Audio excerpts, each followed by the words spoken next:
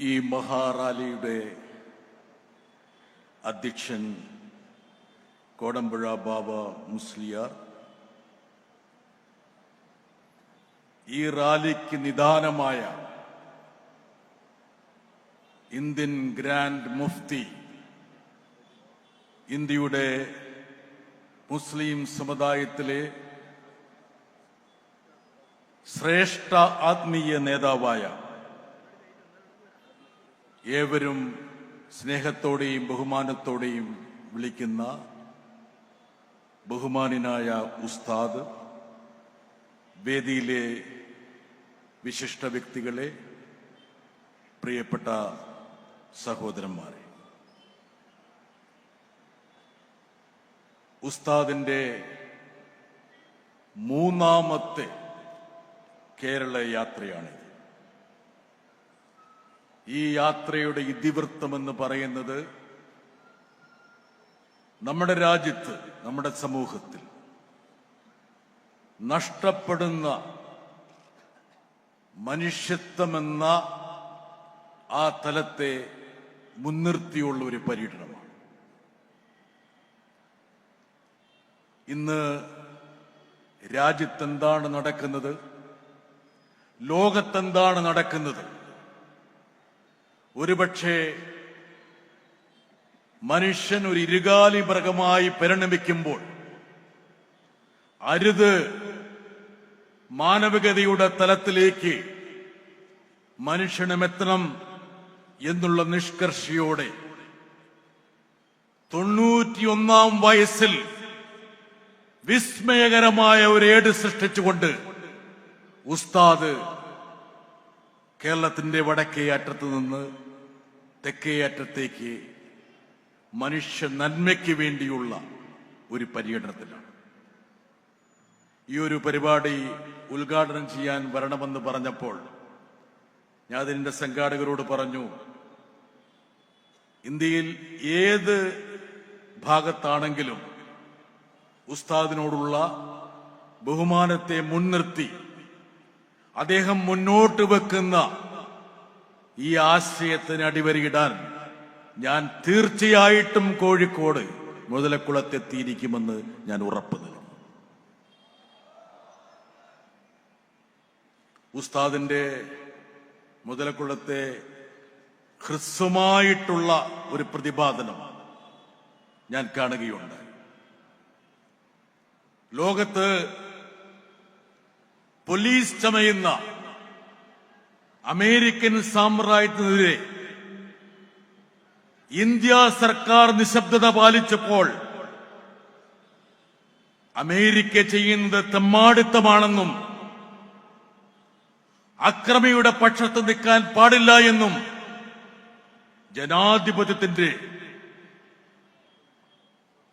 ചുവടെയായിരിക്കണം ഇന്ത്യയുടെ നിലപാടെന്നും അദ്ദേഹം ഇവിടെ ഉദ്ഘോഷിച്ചപ്പോൾ ഒരുപക്ഷെ ഇന്ത്യയിലെ ആദ്യത്തെ ഒരു സമുദായ നേതാവിന്റെ പ്രതികരണമായി അത് ഭവിച്ചു എന്ന് മനസ്സിലാക്കണം. എന്തുകൊണ്ടാണ് ഉസ്താദ് ഇന്ത്യയിൽ ചർച്ച ചെയ്യപ്പെടുന്നത് എന്നുള്ളത് അദ്ദേഹത്തിന്റെ ഈ ഹ്രസ്വമായ പ്രതികരണത്തിൽ അന്തർലീനമായിട്ടുണ്ട്. വെനിസുല എന്ന് പറയുന്ന ഒരു പരമാധികാര രാഷ്ട്രത്തെ കീഴ്പ്പെടുത്തി അതിന്റെ പ്രസിഡന്റിനെയും അദ്ദേഹത്തിന്റെ സഹധർമ്മിണിയെയും തടവിലാക്കി കടത്തിക്കൊണ്ടുപോകുക എന്ന കാടത്തം അമേരിക്കൻ സാമ്രാജ്യത്വം കാണിച്ചപ്പോൾ കോഴിക്കോട് നിന്ന് അദ്ദേഹം ശബ്ദമുയർത്തിയത് ഇന്ത്യയല്ല, ലോകം തന്നെ ശ്രദ്ധിക്കുമെന്ന് ഞാൻ വിചാരിക്കുക. ചേരിചേര പ്രസ്ഥാനത്തിന് നെടുനായകത്വമുണ്ടായിരുന്ന ഇന്ത്യ എന്തുകൊണ്ടാണ് നിശബ്ദതയുടെ വാൽമീകത്തിലേക്ക് പിൻവാങ്ങുന്നത്? മുൻകാലങ്ങളിൽ അമേരിക്ക നടത്തിയ എത്രയോ അതിക്രമങ്ങളെ ഇന്ത്യ തുറന്നു നിർത്തിയിട്ടുണ്ട്. എനിക്കെപ്പോഴും ഓർമ്മയുണ്ട്, ഇറാഖിനുമേൽ അമേരിക്ക യുദ്ധം വർഷിച്ചപ്പോൾ അന്ന് ഇന്ത്യ സർക്കാർ അതിനെ ശക്തിയുക്തം അപലപിച്ചു. എന്നാൽ കഴിഞ്ഞ ഏതാനും വർഷമായി ലോക പോലീസ് ചമഞ്ഞുകൊണ്ട് ഒരു പ്രത്യേക പക്ഷത്തിന് വേണ്ടി, ഇസ്രായേലിന് വേണ്ടി അമേരിക്ക നിലയുറപ്പിച്ചപ്പോൾ അതിനോടൊപ്പം ചേർന്ന് നിൽക്കുക എന്നുള്ള ഒരു ഇരട്ടത്താപ്പാണ് ഇന്ത്യ സർക്കാരിന്റെ ഭാഗത്തുനിന്നുണ്ടാകുന്നത്. ഇറാനെതിരെ ഏകപക്ഷീയമായ ആക്രമണം സംഘടിപ്പിച്ചു. ഇന്ത്യ നിശബ്ദത പാലിച്ചു. ലോകത്തിലെ പ്രധാനപ്പെട്ട പ്രതിസന്ധികളൊക്കെ സൃഷ്ടിച്ചത് അമേരിക്കയാണെന്നുള്ളൊരു തിരിച്ചറിവിലേക്ക് പാശ്ചാത്യ രാജ്യം പോലും, ലോകങ്ങൾ പോലും മടങ്ങുമ്പോൾ എന്തുകൊണ്ടാണ് ലോകത്തിലെ ഏറ്റവും വലിയ ജനാധിപത്യ രാജ്യമെന്ന്, ജനാധിപത്യത്തിന്റെ മാതാവെന്ന് അവകാശപ്പെടുന്ന ഇന്ത്യ ഇതുപോലുള്ള നിശബ്ദതയുടെ കവചം എടുത്തണിയുന്നത് എന്നുള്ള ചോദ്യമാണ് ഉസ്താദിന്റെ ഹ്രസ്വമായ ആ പ്രതികരണത്തിലൂടെ നമ്മൾ മുമ്പോട്ട് വെക്കുന്നത്. എനിക്കെപ്പോഴും ഓർമ്മയുണ്ട്, സദാം ഹുസൈനെ അധികാരത്തിൽ നിന്ന് പുറത്താക്കാൻ വേണ്ടി അമേരിക്ക ഇറാഖിനുമേൽ യുദ്ധക്കെടുതികൾ ആരംഭിച്ച വേളയിൽ അന്ന് ബാഗ്ദാദ് സന്ദർശിക്കാൻ ഒരു അവസരം ലഭിച്ച ഒരു മാധ്യമ പ്രവർത്തകനാണ് ഞാൻ. അന്ന് അമേരിക്ക ഇറാഖിൽ കാട്ടിക്കൂട്ടിയ നിഷ്ഠൂരമായ ചെയ്തികളെ നേരിട്ട് കണ്ട് ബോധ്യപ്പെട്ട ഒരു എളിയ പത്രപ്രവർത്തകൻ എന്ന നിലയിൽ ഇന്നും എന്റെ മനസ്സിൽ പതിഞ്ഞു കിടക്കുന്ന ദൃശ്യങ്ങളുണ്ട്. ഒരുപക്ഷെ ഇവിടെ കൂടിയിരിക്കുന്ന ഈ മഹാസമുദ്രം അത് കേൾക്കണമെന്ന് എനിക്കൊരു ആഗ്രഹവുമുണ്ട്. ബാഗ്ദാദിന്റെ ഹൃദയഭാഗത്തുള്ള അൽ അമീറിയ എന്നുള്ള ഒരു ഷെൽട്ടർ ബോംബ് വർഷിക്കുമ്പോൾ സാധാരണക്കാരായ ജനങ്ങൾക്ക് അഭയം പ്രാപിക്കാൻ വേണ്ടി ഐക്യരാഷ്ട്രസഭ അംഗീകരിച്ചിരുന്ന ഒരു ബങ്കറായിരുന്നു. ബോംബിന് മുന്നറിയിപ്പ് നൽകിക്കൊണ്ട് അലാറം മുഴങ്ങിയപ്പോൾ 407 പേർ ആ ബങ്കറിൽ രാത്രി അഭയം തേടി. അതിൽ തൊട്ട് ദിവസം തലേന്ന് വിവാഹം കഴിച്ചവരുമുണ്ടായിരുന്നു. അമേരിക്ക ഈ ബങ്കറിന്റെ കിളിവാതിലൂടെ ലേസർ ബോംബുകൾ ബങ്കറിലേക്ക് കടത്തിവിട്ടു. നിങ്ങളൊന്ന് ചിന്തിക്കുക, ആ ബങ്കറിലുള്ള ആൾക്കാർ ആ ലേസർ ബോംബിന്റെ സ്ഫോടനത്തിൽ ഉരുകി മരിച്ചു. ഞങ്ങൾ ചെന്നപ്പോൾ ബങ്കറിന്റെ ഭിത്തിയിലേക്ക് വിവാഹ വസ്ത്രത്തോടെ ഉരുകിച്ചേർന്ന മനുഷ്യന്മാരെ ഞങ്ങൾക്ക് കാണാൻ കഴിഞ്ഞു. അത്രത്തോളം പൈശാചികമായ ഒരുപാട് ചെയ്തികളിലൂടെ ഈ ലോകത്തെ വരിഞ്ഞു മുറുക്കുന്ന അമേരിക്കക്കെതിരെ എന്തുകൊണ്ട് ഇന്ത്യ ഗവൺമെന്റ് ശബ്ദിക്കുന്നില്ല എന്നുള്ള ചോദ്യം മുതലക്കുളം മൈതാനിയിൽ നിന്ന് ഉയരുമ്പോൾ അത് കേവലപരമായ ഒരു സമുദായത്തിന്റെ ശബ്ദമല്ല, ഒരു രാജ്യത്തെ, ഒരു സമൂഹത്തെ നയിക്കേണ്ട ഒരു ആത്മീയ ശ്രേഷ്ഠൻ അർത്ഥവത്തായ രീതിയിൽ മുന്നോട്ട് വെക്കുന്ന ഒരു മുന്നറിയിപ്പാണ് എന്നുള്ളത് ലോകം തിരിച്ചറിയണം. ഒരു പൊതുപ്രവർത്തന എന്ന നിലയിൽ, ഒരു പാർലമെന്റ് അംഗമെന്ന നിലയിൽ ഇന്ത്യയിൽ എന്താണ് സംഭവിക്കുന്നത് എന്ന് നേരിട്ട് കാണാനുള്ള ഭാഗ്യമോ നിർഭാഗ്യമോ ഉള്ള ഒരു വ്യക്തിയാണ്.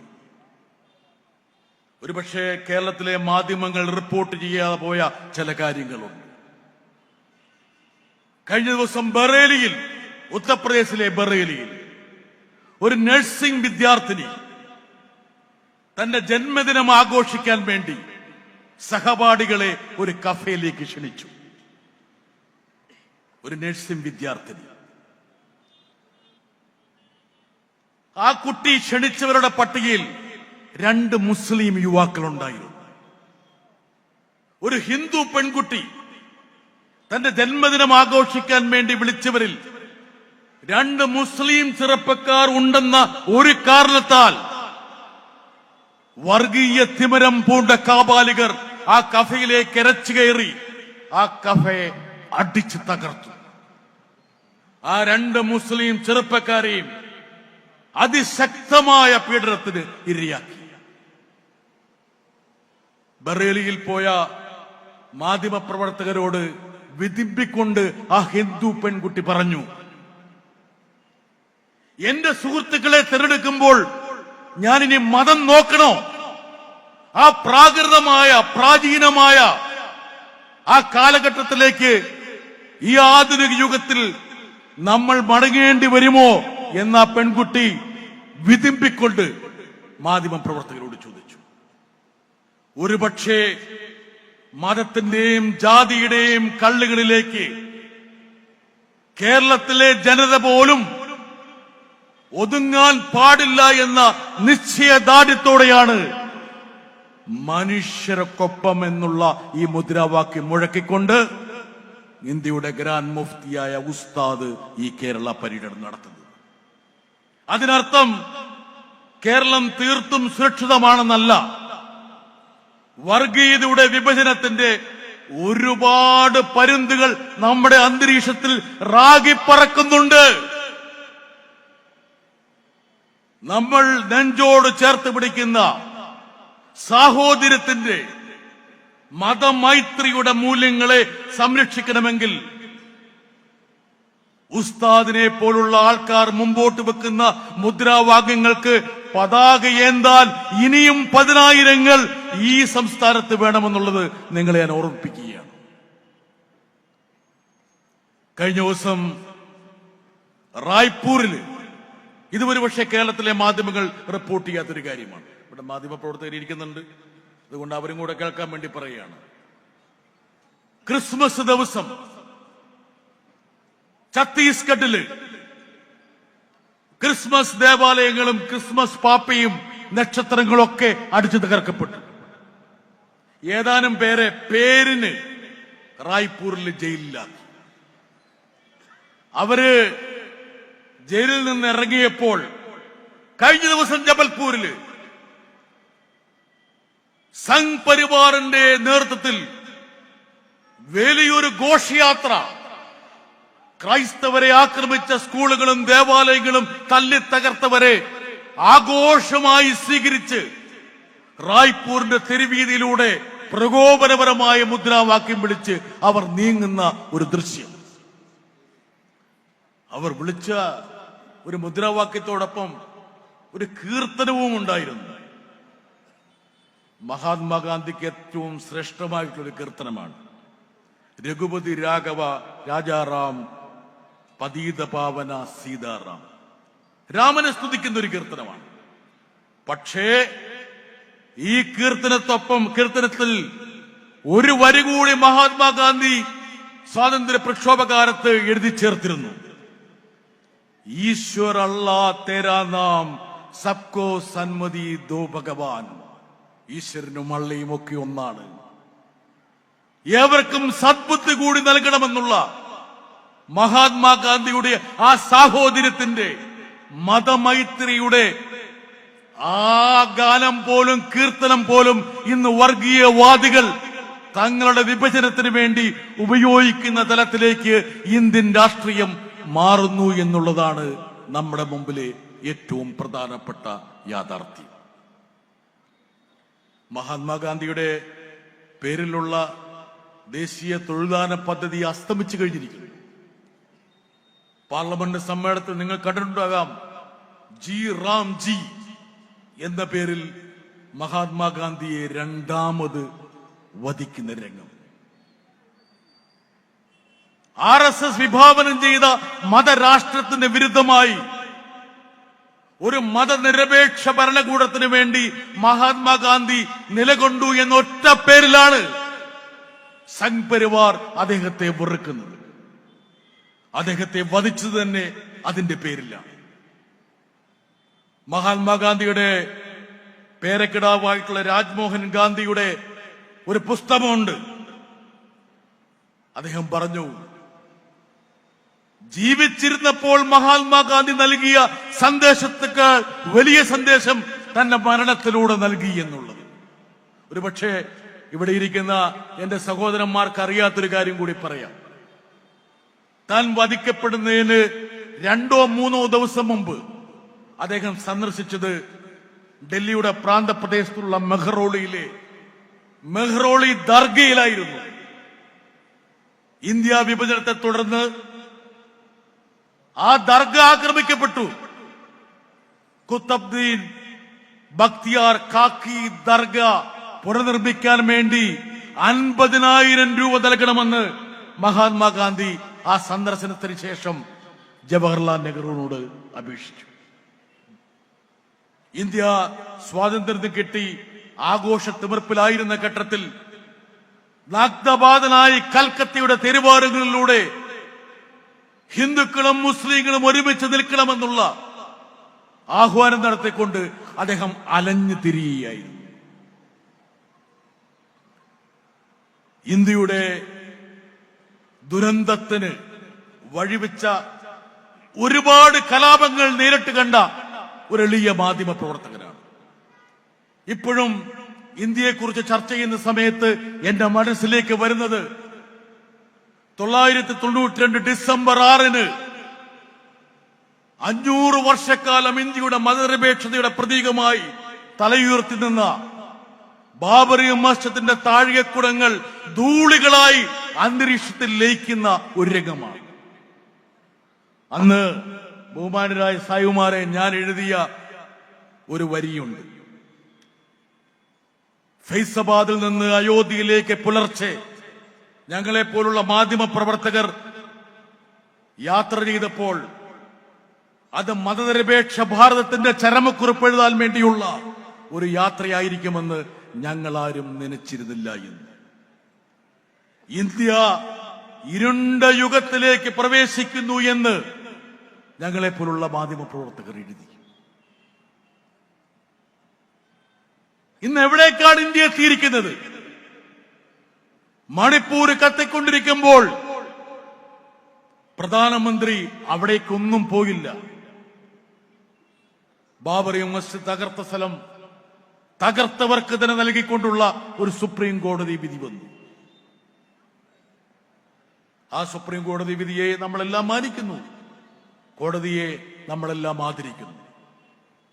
എന്നാൽ ഇന്ത്യയുടെ പ്രധാനമന്ത്രി ക്ഷേത്രത്തിന്റെ പ്രാണപ്രതിഷ്ഠയ്ക്ക് പോയപ്പോൾ ഇന്ത്യൻ പാർലമെന്റിൽ എഴുന്നേറ്റ് നിന്ന് ഞാൻ പറഞ്ഞു, പ്രധാനമന്ത്രിയിൽ അർപ്പിതമായിരിക്കുന്ന ഉത്തരവാദിത്വം എന്ന് പറയുന്നത് പൗരന്മാർക്ക് പ്രാണൻ നിലനിർത്തുക എന്നുള്ളതാണ്.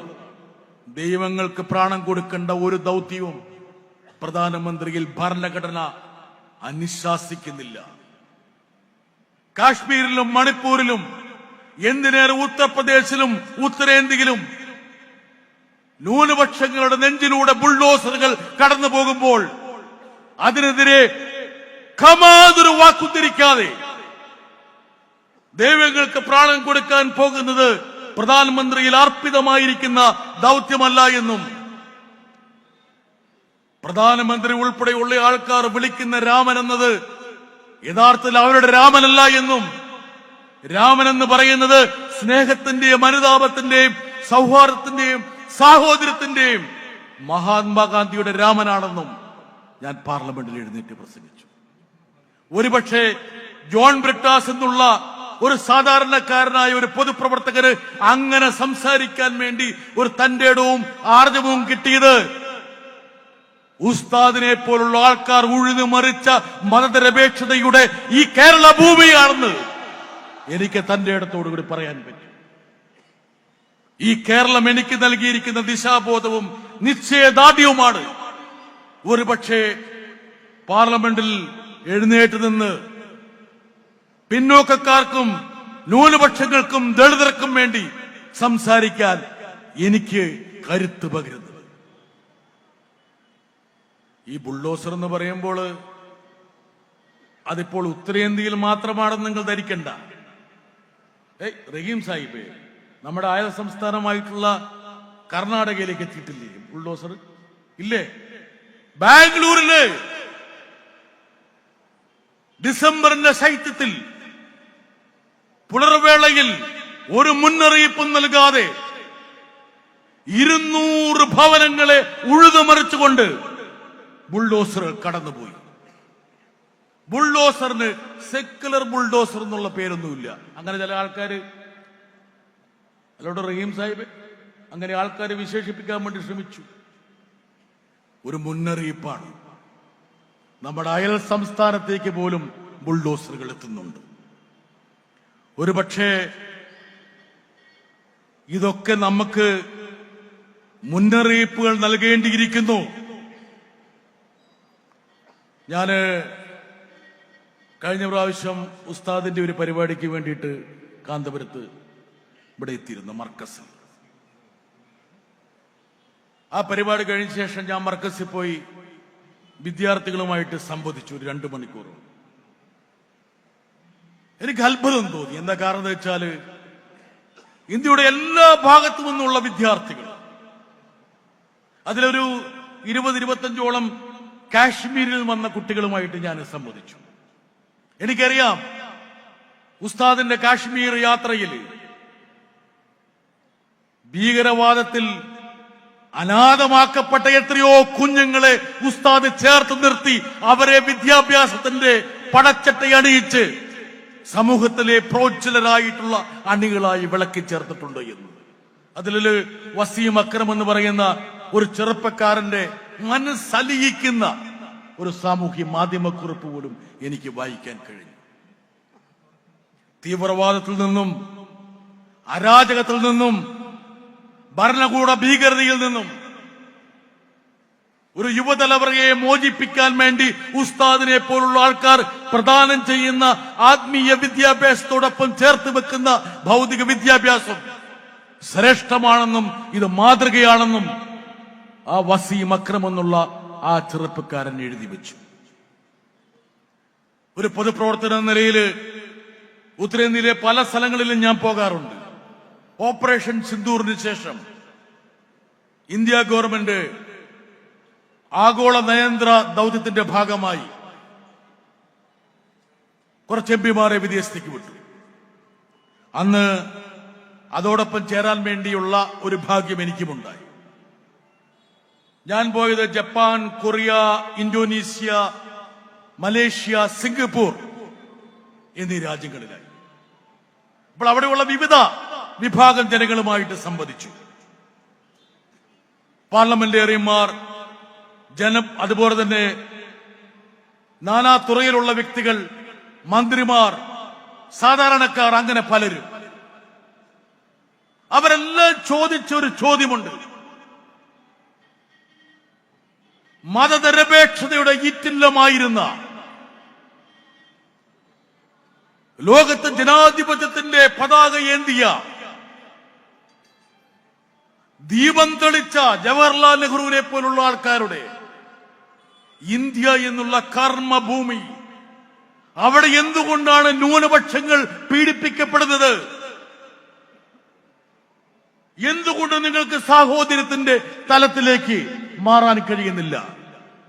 ഇന്ത്യയിൽ നിന്ന് ഞങ്ങൾ പ്രതീക്ഷിക്കുന്നത് മതമൈത്രിയുടെ ഏറ്റവും പ്രധാനപ്പെട്ട ഉദാത്തമായ തലമാണ് എന്ന് അവരെല്ലാം പറഞ്ഞു. ഞങ്ങൾ തിരിച്ചു വന്ന് വിദേശകാര്യമന്ത്രിയെ കണ്ടു. വിദേശകാര്യമന്ത്രിയെ കണ്ടപ്പോൾ ഞാൻ പറഞ്ഞു, ബഹുമാനപ്പെട്ട മന്ത്രി, എനിക്ക് ചില കാര്യങ്ങൾ പറയാനുണ്ട്. അദ്ദേഹം പറഞ്ഞു, പറയൂ. ഞങ്ങൾ 6 പേര് 7 പേര് മാത്രമേ ഉള്ളൂ. അദ്ദേഹത്തോട് ഞാൻ പറഞ്ഞു, ഇന്ത്യ എന്നുള്ള രാജ്യത്തിന്റെ കീർത്തി, സൽപ്പേര് ആഗോളതലത്തിൽ സംരക്ഷിക്കപ്പെടണമെങ്കിൽ ഇന്ത്യയിലെ ന്യൂനപക്ഷങ്ങൾ സുരക്ഷിതരായിരിക്കണം. ഇവിടെ ഒരു ബുൾഡോസർ ഒരു മുസ്ലിം സഹോദരന്റെ വീട്ടിൽ കയറി ഇറങ്ങുമ്പോൾ അത് ഇന്ത്യ എന്നുള്ള രാജ്യത്തിന്റെ സൽപ്പേരിന് കളങ്കം ചാർത്തുന്നു എന്നുള്ള കാര്യം വിദേശകാര്യ മന്ത്രിയായ നിങ്ങൾ തിരിച്ചറിയണമെന്ന്. എനിക്കിപ്പോഴും ഓർമ്മയുണ്ട്, മലയാളികളായിട്ടുള്ള 2 കന്യാസ്ത്രീകളെ അകാരണമായി UAPA പോലുള്ള കിരാത വകുപ്പുകൾ, വ്യവസ്ഥകൾ ചുമത്തി ഛത്തീസ്ഗഡിലെ ദുർഗ് ജയിലിൽ അടച്ചപ്പോൾ ഞങ്ങൾ ഏതാനും എംപിമാരോടെ പോയി. അതിനുശേഷം തിരിച്ച് പാർലമെന്റ് വന്ന ശേഷം ഞാൻ BJP ബെഞ്ചുകളെ നോക്കി ചോദിച്ചൊരു കാര്യമുണ്ട്, മന്ത്രിമാരെ നോക്കി കാണിച്ചൊരു കാര്യമുണ്ട്.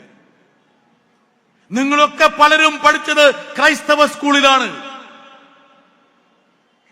JP നഡ്ഡ, ജയശങ്കർ, നിർമ്മല സീതാരാമൻ, പീയൂഷ് ഗോയൽ, ഭരണപക്ഷത്തിരിക്കുന്ന ഈ മന്ത്രിമാരിൽ ബഹുഭൂരിപക്ഷം ആൾക്കാരുടെയും കുഞ്ഞുങ്ങൾ, പേരക്കിടാങ്ങൾ പഠിച്ചത് ക്രൈസ്തവ സ്കൂളുകളിലോ ന്യൂനപക്ഷ സ്കൂളുകളിലോ ആണ്. അവരെ ആരെങ്കിലും മതപരിവർത്തനം നടത്തിയോ? ഇന്ത്യയിൽ 20 കോടിയോളം മുസ്ലിങ്ങളുണ്ട്. ഇന്തോനേഷ്യ കഴിഞ്ഞാൽ ഏറ്റവും കൂടുതൽ മുസ്ലിങ്ങളുള്ള ഒരു രാജ്യം ഇന്ത്യയാണ്. പക്ഷേ 20 കോടി വരുന്ന ഇന്ത്യൻ മുസ്ലിങ്ങൾക്ക് ഇന്ത്യയുടെ അധികാര ശ്രേണിയിൽ എന്താണ് പ്രാതിനിധ്യം എന്നുള്ള കാര്യം നമ്മൾ ഇടയ്ക്ക് അവരെ ഓർമ്മപ്പെടുത്തണം. ഇന്ത്യൻ ക്യാബിനറ്റ്, മന്ത്രിസഭ പേരിനൊരു മുസ്ലിമിനെ പോലും ചേർക്കാൻ ഈ സർക്കാർ തയ്യാറായിട്ടുണ്ട്. ഇനി മറ്റു മേഖലകളൊക്കെ പരിശോധിക്കാം. ജുഡീഷ്യറി, ബ്യൂറോക്രസി, അങ്ങനെ ഇന്ത്യ എന്നുള്ള ഈ മഹാരാജ്യത്തെ മുന്നോട്ട് നയിക്കുന്ന ഭരണയന്ത്രത്തിന്റെ വ്യത്യസ്ത തലങ്ങളും പ്രതലങ്ങളും പരിശോധിച്ചാൽ അവിടെയൊക്കെ പ്രാതിനിധ്യം എന്നുള്ളത് എന്താണ് എന്ന് പരിശോധിക്കേണ്ട ഒരു സമയമാണ്. ഞാൻ അവരോട് പറയുന്ന ഒരു കാര്യമുണ്ട്. കേരളം എന്നുള്ള ഒരു കൊച്ചു സംസ്ഥാനമുണ്ട്. നിങ്ങൾ കേരളത്തെ അപകീർത്തിപ്പെടുത്താൻ വേണ്ടി കേരള സ്റ്റോറി പോലുള്ള സിനിമകളുമായിട്ട്, സെപ്റ്റിക് ടാങ്കിൽ ഇടേണ്ട സിനിമയാണ് സെപ്റ്റിക് ടാങ്കിൽ 33,000 പേരെ മതം മാറ്റി മുസ്ലിങ്ങളാക്കി സിറിയയിൽ അയക്കിച്ചു എന്ന് പറഞ്ഞ് ഒരു സിനിമയെടുത്തപ്പോൾ ആ സിനിമയുടെ ബ്രാൻഡ് അംബാസഡറായി ഇന്ത്യയുടെ പ്രധാനമന്ത്രി അവതരിച്ചു എന്നുള്ള കാര്യം കൂടി മറക്കരുത്. നിങ്ങൾ കേരളത്തെ അപമാനിക്കാൻ വേണ്ടി എത്ര കണ്ട് ശ്രമിച്ചാലും കേരളത്തിന്റെ സാഹോദര്യവും മതമൈത്രിയും ഞങ്ങൾ കണ്ണിലെ കൃഷ്ണമണി പോലെ കാത്തു സംരക്ഷിക്കും. നിങ്ങൾ കേരളത്തെ വിഭജിക്കാൻ വേണ്ടി കേക്കുമായി അരമനകൾ കയറി നിറങ്ങിയാലും ഞങ്ങൾ അതിൽ പതറില്ല എന്ന് പറയാനുള്ള എന്റെ മനസ്സിൽ ഏറ്റവും പ്രധാനപ്പെട്ട കാരണങ്ങളിൽ ഒന്ന് എന്ന് പറയുന്നത് മനുഷ്യർക്കൊപ്പം നടക്കുന്ന ഇതുപോലുള്ള ആത്മീയ വര്യന്മാരാണ്. ജാതിയുടെയും മതത്തിന്റെയും അതിർവരമ്പുകൾക്കതീതമായി സാഹോദര്യത്തിന്റെ മാനവികതയുടെ ഒരു പ്രതലം നെയ്തെടുക്കുന്ന കേരളത്തിലെ പ്രബുദ്ധരായിട്ടുള്ള സാമൂഹ്യ ആത്മീയ നേതാക്കളുടെ സാന്നിധ്യം നമുക്ക് ചൈതന്യമേകുന്നുണ്ട് എന്നുള്ള കാര്യം മറക്കരുത്. ഇവിടെ ഇനിയും ഒരുപാട് പേർ പ്രസംഗിക്കാറുണ്ട്. പക്ഷേ ഞാൻ എൻ്റെ ഉദ്ഘാടന പ്രസംഗം അവസാനിപ്പിക്കുമ്പോൾ ഒരു കാര്യം പറയാം.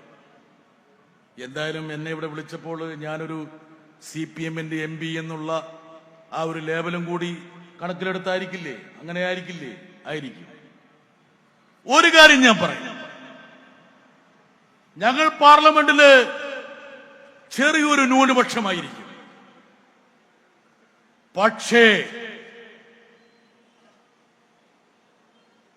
ന്യൂനപക്ഷങ്ങളുടെയും പിന്നോക്കക്കാരുടെയും ദളിതരുടെയും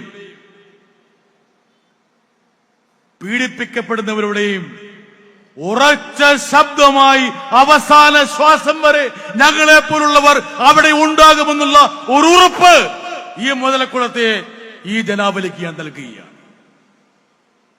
കേരളത്തിലെ സാഹോദര്യവും മതമൈത്രിയും സംരക്ഷിക്കാനുള്ള ഏറ്റവും കരുത്തുള്ള പടച്ചട്ടയായി ഇടതുപക്ഷം എന്നും നിലകൊണ്ടിട്ടുണ്ട്, ഇന്നും നിലകൊള്ളുന്നു, നാളെയും ഞങ്ങൾ നിലകൊള്ളും എന്നുള്ള കാര്യം ഇവിടെ ഈ വേദിയിൽ വെച്ച് ഞാൻ പ്രഖ്യാപിക്കുകയാണ്.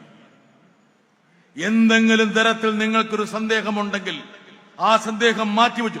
ഇതൊക്കെ നിങ്ങളുടെ വോട്ട് മേടിക്കാൻ വേണ്ടി ജോൺ ബ്രിട്ടാസ് പറയുന്നതാണെന്ന് ചിന്തിക്കേണ്ട.